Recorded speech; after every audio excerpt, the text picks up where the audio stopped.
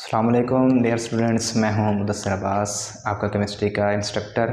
आज हम new 9th chemistry के एक और लेक्चर के साथ आपके सामने पेश खिदमत हैं। आज का लेक्चर हम स्टार्ट करते हैं। ये हमारा टॉपिक है आज का अनसैचुरेटेड सॉल्यूशन और सैचुरेटेड सॉल्यूशन क्या हैं। इनकी हम डेफिनेशन देखेंगे, इनकी एग्जांपल देखेंगे और इनके साथ साथ हम कुछ और डिफरेंट सॉल्युबिलिटीज़ के लिहाज से भी एग्जांपल डिस्कस करेंगे। जी, स्टार्ट करते हैं आज का लेक्चर। सबसे पहले हमारे पास आ जाता है अनसैचुरेटेड सॉल्यूशन। इसकी डेफिनेशन हम देख लेते हैं। अनसैचुरेटेड सॉल्यूशन क्या होता है। इससे पहले हम एक सिंपल सा एक्सपेरिमेंट कर लेते हैं कि आपने करना क्या है। सबसे पहले एक बीकर ले लेना है। ये हमारे पास एक बीकर है, शीशे का बना हुआ एक बीकर होता है। ये बीकर आपने ले लिया और इस बीकर के अंदर आपने 100 ग्राम्स के अंदर वाटर ऐड कर देना है। कितना ऐड करना है आपने? 100 ग्राम वाटर ऐड कर लेना है। इसके अंदर आपने 100 ग्राम 100 ग्राम आप क्या ऐड कर लेंगे? आप इसके अंदर 100 ग्राम वाटर ऐड कर देंगे, पानी ऐड कर देंगे। यहाँ तक इसका क्या हो जाएगा, ये वॉल्यूम फर्ज करें आप, बस इसको आपने फिल कर दिया 100 ग्राम वाटर के साथ। ये पानी इसके अंदर आ गया। अब आप क्या करते हैं, आप इस 100 ग्राम वाटर के अंदर आप कोई भी सल्यूट, कोई भी चीज़ आप ऐड करते हैं। जैसे हमारे पास हम ले लेते हैं सिंपल डेली लाइफ के एग्जांपल में टेबल शुगर, जिसको हम चीनी का भी नाम देते हैं, कि हम 5 ग्राम टेबल शुगर ले लेते हैं।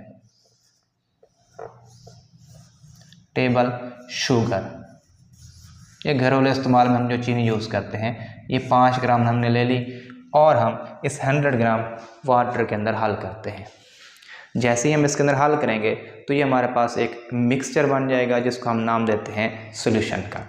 लेकिन 5 ग्राम जैसे ही हमने इसके अंदर चीनी ऐड की, ये 5 ग्राम चीनी इसके अंदर मुकम्मल तौर पे हल हो जाती है और हमारे पास एक होमोजीनियस मिक्सचर बन जाता है, जिसमें आपको सॉल्यूशन के अंदर आपको कहीं पे भी चीनी के क्रिस्टल नज़र नहीं आते, वो मुकम्मल तौर पे क्या हो जाते हैं, हल हो जाते हैं। अब मज़ीद क्या करते हैं, आप मज़ीद 5 ग्राम और मज़ीद आप टेबल शुगर मज़ीद ऐड करते हैं।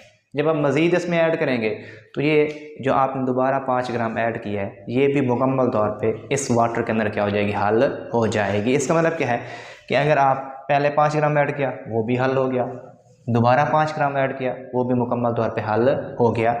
अब ये जो सोल्यूशन बना है, जो मज़ीद सोल्यूट को हल कर सकता है, ठीक हो गया। इस सोल्यूशन को हम नाम देते हैं अनसैचुरेटेड सोल्यूशन। हाँ बेटा, एक चीज़ का ख्याल रखना है जो बच्चे मिस्टेक करते हैं, और वो हमारे पास है टेम्परेचर का फैक्टर। कि हमने इस सारे प्रोसेस के दौरान टेम्परेचर कांस्टेंट रखना है, टेम्परेचर को चेंज नहीं करना। मतलब हमारे पास ये सारा एक्सपेरिमेंट हम कर रहे हैं रूम टेम्परेचर में, मतलब 25 डिग्री सेल्सियस के ऊपर। ठीक हो गया बेटा आपके पास, मतलब 5 ग्राम चीनी पहले ऐड की, बाद में ऐड की इस टेम्परेचर के ऊपर।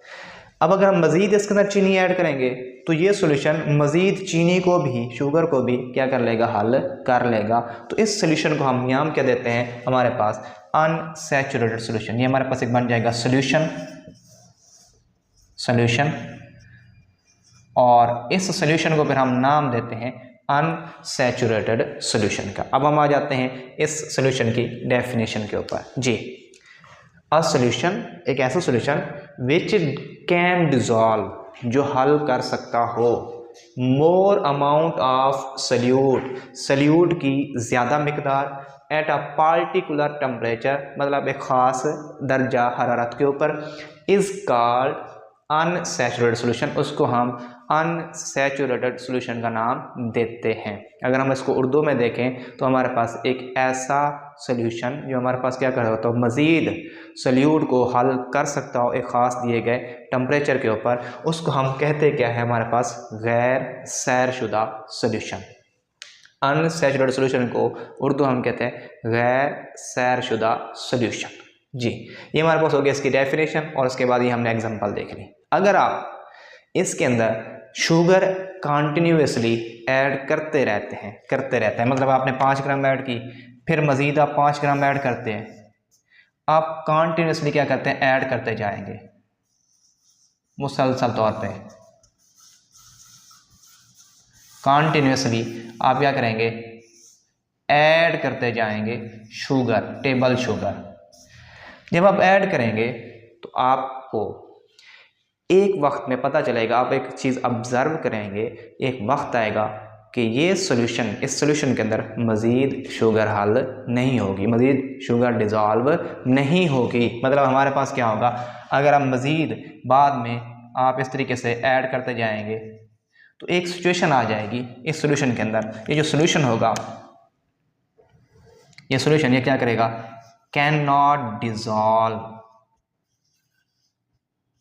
cannot dissolve more solute, more sugar।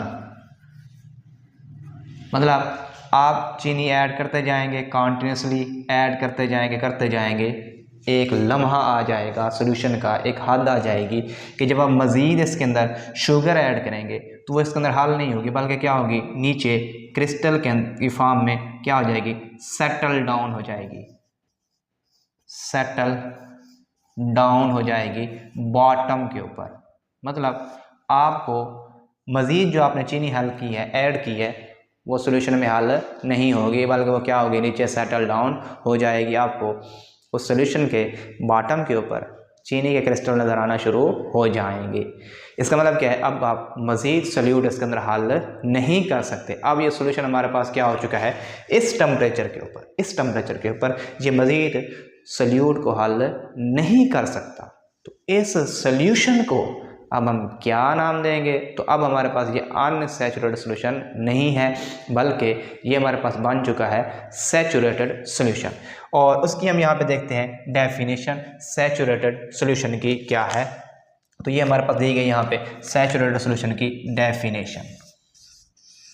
Definition हमारे पास क्या होता है सॉल्यूशन, आ सॉल्यूशन एक ऐसा सॉल्यूशन विच मैक्सिमम, इन विच, जिसमें क्या होती है, maximum amount of solute has been dissolve, मतलब मैक्सिमम जितना हो सकती है आपने सॉल्यूट उतना हल किया हुआ है, at a particular amount of solvent, मतलब आपके पास जो सॉल्वेंट होगा उसके अमाउंट में क्या होगी, पार्टिकुलर, जैसे हमने यहाँ पे लिया हुआ था 100 ग्राम सॉल्वेंट, एट अ पार्टिकुलर, एक ख़ास टेम्परेचर के ऊपर, जो हमारे पास क्या था 25 डिग्री, इसको हम कहते हैं क्या है, सैचुरेटेड सॉल्यूशन। सिंपल सी, अगर हम डेली लाइफ से मैं आपको इन दोनों का डिफरेंस बताऊं, जब आप खाना खाते हैं, खाना खाने के दौरान आपके पास क्या हो चुका है कि आपका मुकम्मल तौर पे पेट नहीं भरा, आप उम्मीद करते हैं कि कोई और खाने की डिश आ रही है, तो जब आप खाना छोड़ देते हैं और आपका पेट अभी तक भरा हुआ नहीं है, मतलब आप मज़ीद खाना खा सकते हैं, तो ये जो आपकी सिचुएशन है ये हमारे पास आ जाती है गैर सैरशुदा, मतलब अनसैचुरेटेड, के मज़ीद आप खाना ऐड कर सकते हैं, आप मज़ीद स्टोमक के अंदर खाना ऐड कर सकते हैं, आप मज़ीद खाना भी खा सकते हैं। लेकिन अगर आप मुकम्मल तौर पे सैर हो चुके हैं, मतलब आपने खाना इतना खा लिया है कि अब आप एक मज़ीद एक नवाला भी आप नहीं ले सकते, तो वो जो आपकी हालत होगी वो क्या होगी, सैचुरेटेड, कि आप मज़ीद उस खाना आप खा नहीं सकते। तो इसका मतलब क्या होगा, ऐसा सॉल्यूशन जो मज़ीद सॉल्यूट हल ना कर सकता हो एक ख़ास टेम्परेचर के ऊपर, ख़ास अमाउंट ऑफ सॉल्वेंट के अंदर, उसका हम नाम देते हैं सैचुरेटेड, और जो हल कर सकता होगा उसका हम कहते हैं अनसैचुरेटेड सॉल्यूशन का नाम देते हैं। मैं उम्मीद करता हूँ कि आपको ये दोनों टर्म्स समझ आ चुकी होंगी, और ये दोनों टर्म्स हमारे पास क्या हैं, शॉर्ट क्वेश्चन के लिहाज से आती हैं। नेक्स्ट हमारे पास इस टॉपिक के अंदर बहुत ही आसान सा पॉइंट है, वो ये है कि जो सॉल्युबिलिटी है, मतलब हल पजीरी, ये सॉल्युबिलिटी, अगर हम हल पजीरे को देखें तो हमारे पास क्या होगा, हमारे पास डिफरेंट तरह के सॉल्यूट होते हैं, डिफरेंट सॉल्यूट होते हैं,